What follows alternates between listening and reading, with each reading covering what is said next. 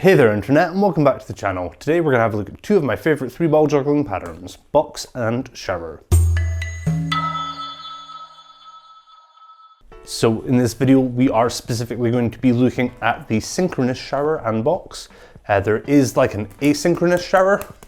I am not going to have a look at that one today, and instead we're just going to concentrate on the synchronous. First things first, prerequisites. It's probably pretty good if you know how to juggle a cascade for this pattern. Again, maybe it's not necessary, but I don't know anyone who has been able to learn a 3-ball box or shower without having a cascade already. So maybe go learn that. Having 2 in one hand is also really helpful for this trick. First thing that we're gonna have a look at here is probably the most important part of both of these patterns, and that is getting this fast kind of vamp across the bottom. You can call it a 1, you could call it a 2x, doesn't really matter. What we're doing is we're passing the ball back and forth, hand to hand here. So to start with, we want to just do this nice and small and just get used to it being nice and fast. Once we're feeling comfortable, you want to widen your hands and you want to keep them probably about shoulders width apart. That's going to be the most useful for this part of the trick.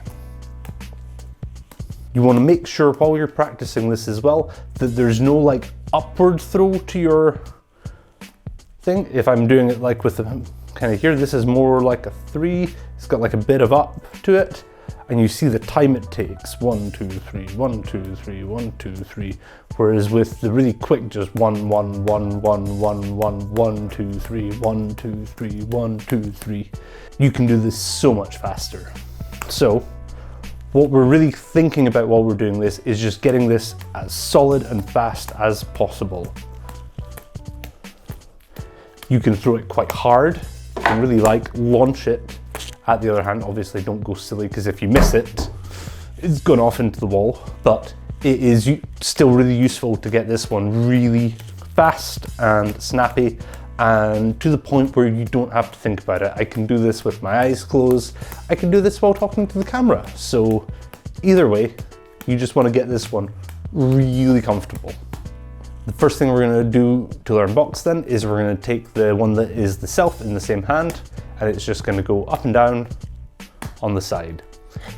When it's up, when the ball's hitting kind of the top of its arc, what you want to be doing is we're going to start with the other ball really close in the other hand, and it's just going to touch.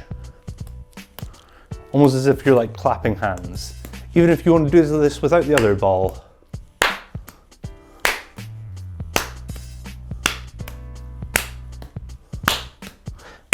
And you want this to be really comfortable.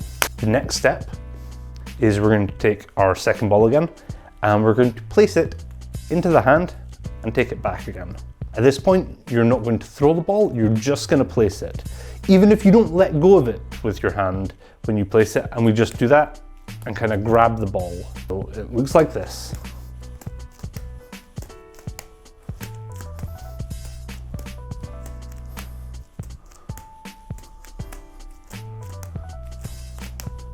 And you see I am trying my best to let go with the hand that is doing the placing here. Even if it's just for like a second, we're just going to place it and we're going to catch it back again. Once we're feeling comfortable here, we can move on to doing it with a small throw.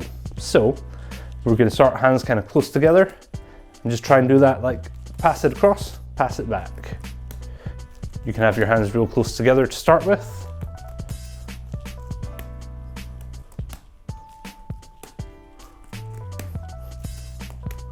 And then make them wider.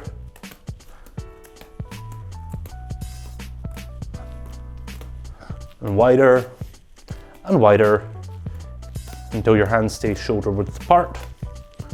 That is you doing the first half of the box. Obviously, now that you have learned one side of it, we're going to go and we're going to repeat all of these exercises again with the other hand. So starting with claps. Just throw clap. And then we're going to do the throw tap with the ball and grab onto it. And then working up from the small throws to a slightly wider throw to the full width of your shoulders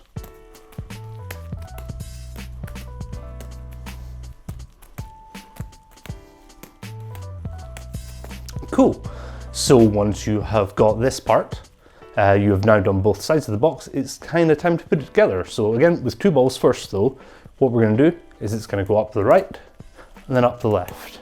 Up the right, up the left. And I found this pattern, particularly for me, was a great way of practicing both sides at the same time. You can definitely make your selves up each side go much higher, and that is going to give you more time to do the pass underneath. However, obviously, the higher your throws are, the more accurate you have to be when throwing them. So pick a height that's comfortable for you.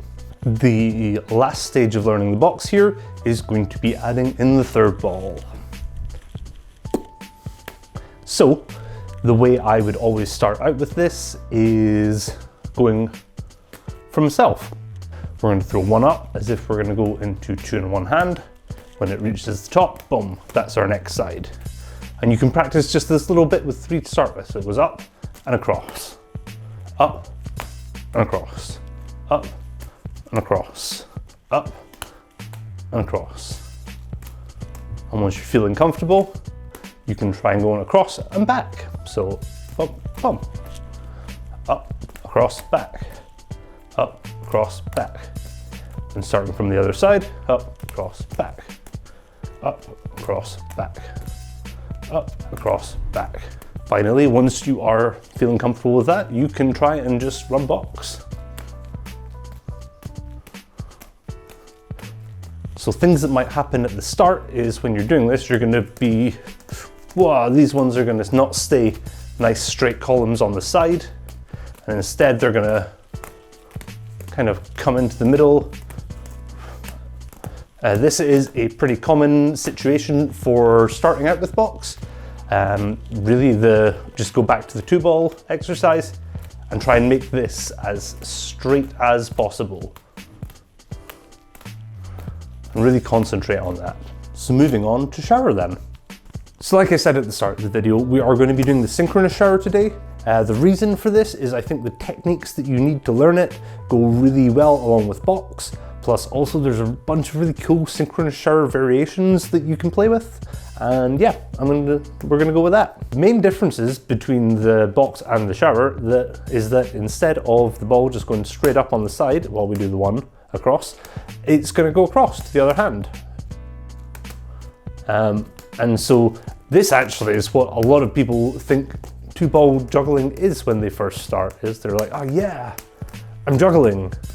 And this is actually like, you know, the start of the shower. You can totally kind of work this. However, if we want to learn a 3-ball shower, there are a couple of really important kind of points to think about and a couple of exercises that are really going to help out along the way. First of all, points. There are 3 separate kind of like stages that your shower is going to be. You're going to have ball in both hands. You're going to have ball in 1 hand, ball in air. You're going to have ball in air, ball in 1 hand. And so this 1, 2, and 3 are kind of the 3 different positions the balls can be in when you're doing a 2-ball kind of version of the 3-ball shower. The first one we're going to have a look at is when you start with both in hand and you're going to throw both at the same time, and it's going to go throw, catch, and it's going to go 1, 2, 3.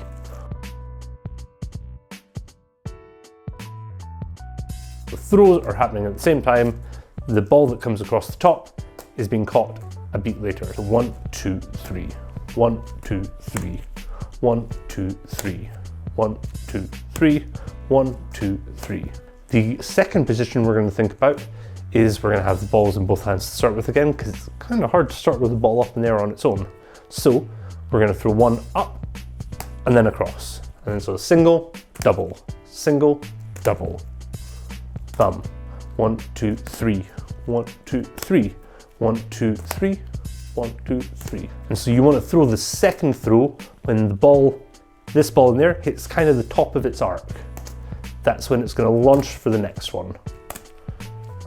If you want to challenge yourself a bit, you can wait as long as possible before throwing the next ball. Oh, which gets really tough sometimes. This is going to be not how you will do it in the actual 3-ball pattern, but you know, fun things you can play with. The last one is kind of weird to start with because you need a ball in there and a ball in this hand here if we're going this direction.